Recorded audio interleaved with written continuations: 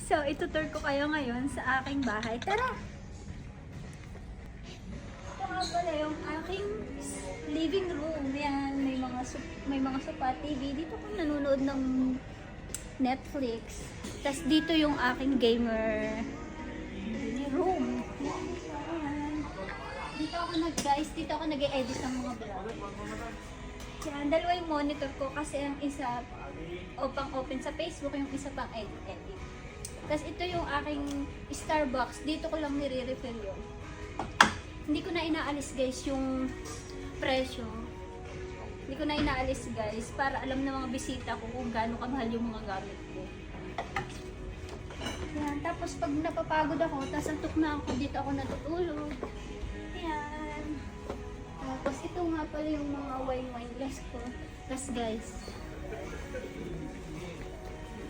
ito yung isa ko pang sala. Living room. Yan. Ito, napakaganda na aking PC.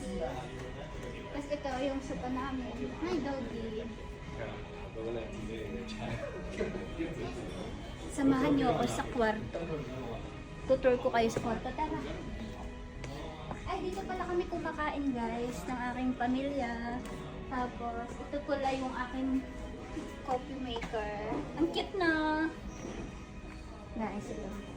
Ay, medyo makalat pala yung aking kwarto. Yaya, nasan ka? Ito na lang yung... Ito na lang. Guys, ito yung tunay kong kwarto. Ito yung tunay kong kwarto. Dito ako natutulog. Lagay ko lang dito. Tapos guys, dito. Ayusin natin. Yaya, nasan ka ba? Guys, ito yung vanity ko.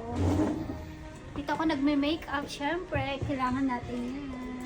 Ayan. Dalawa yung salamin ko. Kasi talaga, mirror is life. Tapos ito pa guys, yung kusina namin. Kunin ko ulit kasi paalis na ako. Tara na.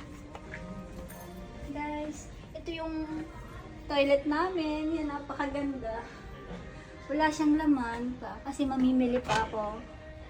Yan, may mga presyo ulit siya. Talagang hindi ko inaalis kasi pag talaga nag-toilet yung bisita ko, magugulat na lang mga presyo nila sa presyo. Yan, sarabuhan ko muna baka may tae. Guys, sana nag-enjoy kayo sa aking house tour. Thank you, bye-bye!